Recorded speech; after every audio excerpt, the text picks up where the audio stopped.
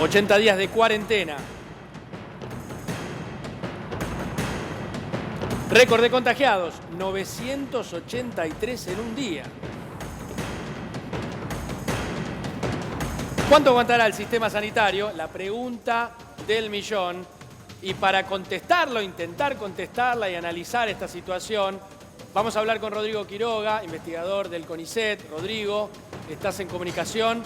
Ahí está, ahí lo estamos viendo. Rodrigo, buen día, te saludamos. Esteban Godoy, Amira Hidalgo y equipo. Hola, buen día. ¿Cómo están?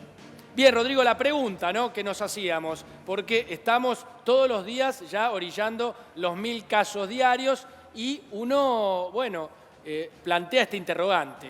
¿El sistema sanitario está al borde del colapso? ¿Está todavía con cierta holgura para atender un posible crecimiento en los casos?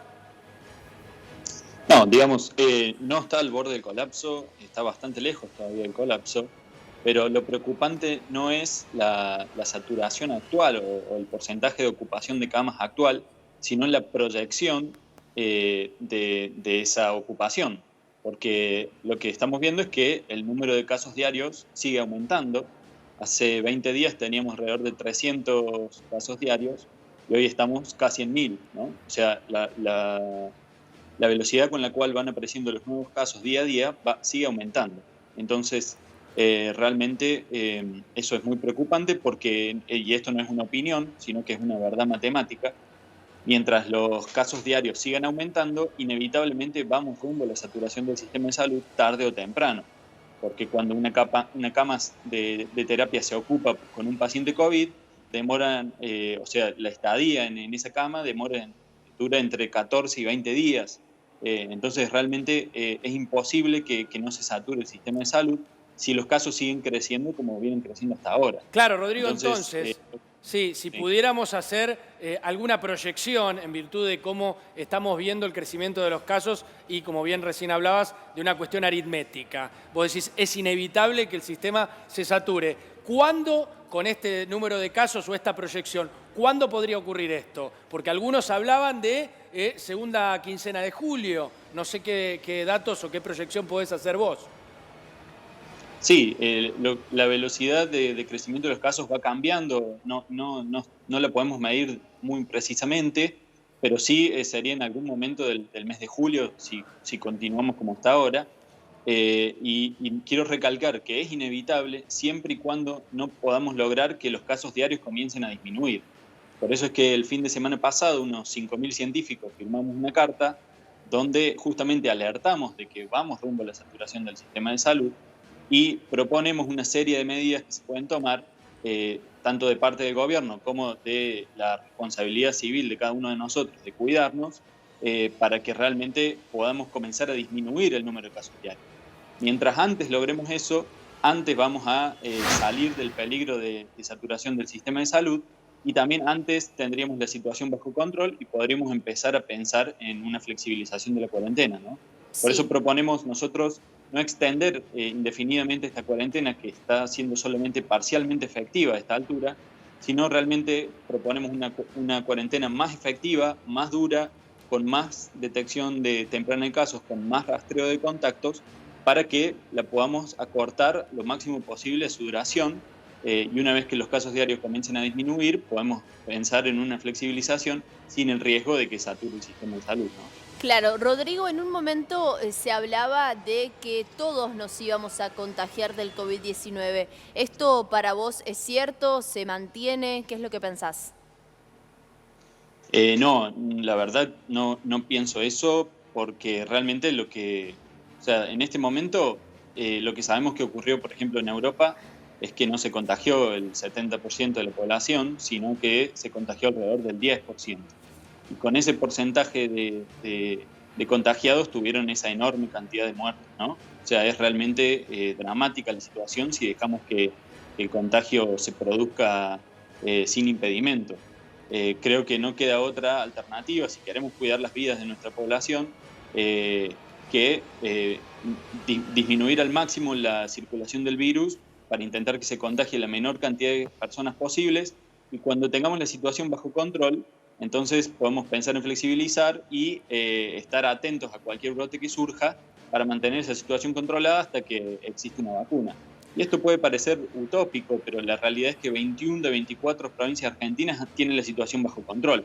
Y esto se logró justamente con un buen sistema de detección de casos, detección temprana de casos, y un esfuerzo muy grande de rastreo de contactos, que es lo que anunció el gobierno de la Ciudad de Buenos Aires hace unos días. Esto ya se viene haciendo hace meses en Córdoba y en Santa Fe, y es justamente lo que les permitió controlar la circulación del virus. Ahora, ¿hay algún estudio que diga que desde que empezó la pandemia hasta el día de hoy haya perdido fuerza y efectividad el contagio del virus? Sí, apareció una nota en Italia, en varios medios, diciendo esto, pero la verdad es que primero es un estudio en base a un número de pacientes muy chico, son 200, y además hay algo que no están teniendo en cuenta, y es que al principio de la epidemia, los pacientes que iban, o sea, a los cuales se les determinaba la carga viral, o sea, que llegaban al hospital, estaban en situación de salud muy grave y eran todas personas muy mayores. En Claro. cambio ahora, como está más controlada la situación, la proporción de personas que llegan a testearse son en promedio más jóvenes, tienen otra situación, no están con un compromiso muy grande aún de su salud. Entonces, son bastante incomparables y las conclusiones que han sacado al respecto son bastante irresponsables.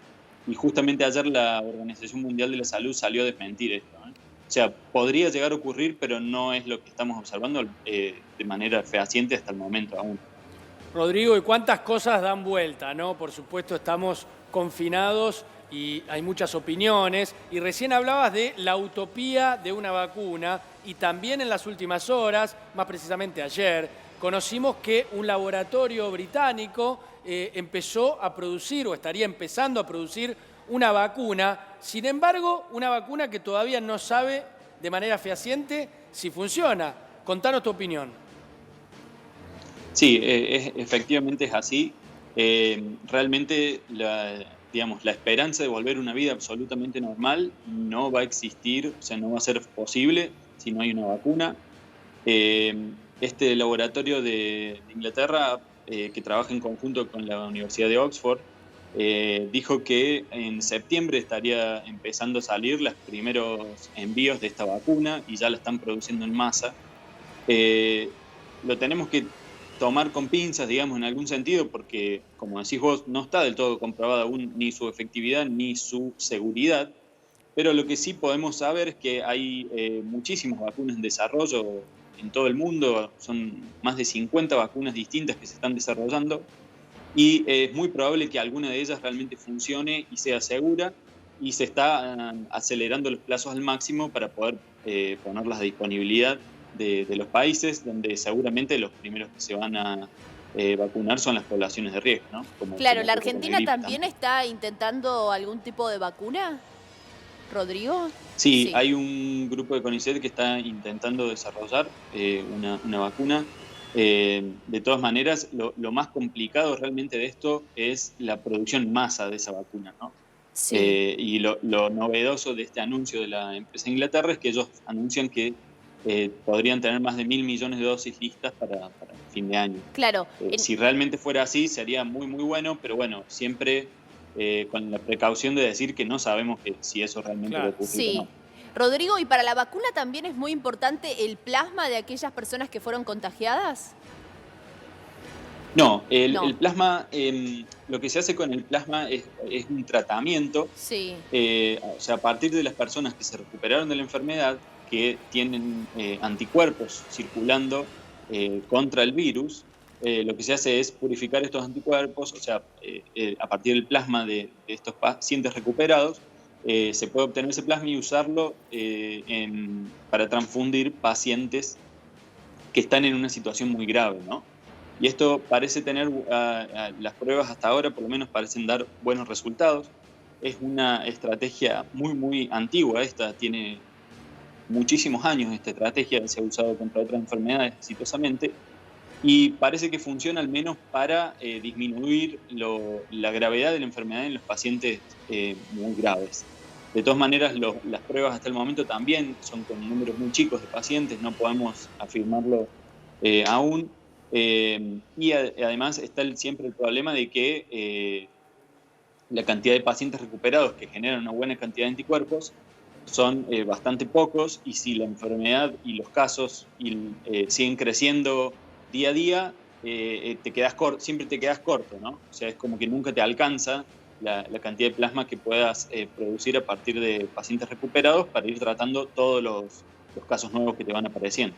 Rodrigo, es bueno hablar con un científico, ¿no? Con un investigador del fuste tuyo, ¿no? Porque se planteó el debate de los anticuarentena, ¿no? Ayer estuvimos en el Obelisco con un grupo minúsculo, pero un grupo al fin de gente que está en contra de la cuarentena, y había frases o expresiones como uno que dijo: no, yo no uso barbijo, ni me lavo las manos, total, este virus no existe, es todo mentira. ¿Qué tenés que decirle vos, que por supuesto vas a ser mucho más contundente que nosotros, que somos comunicadores, desde el punto de vista científico, para estos anticuarentena?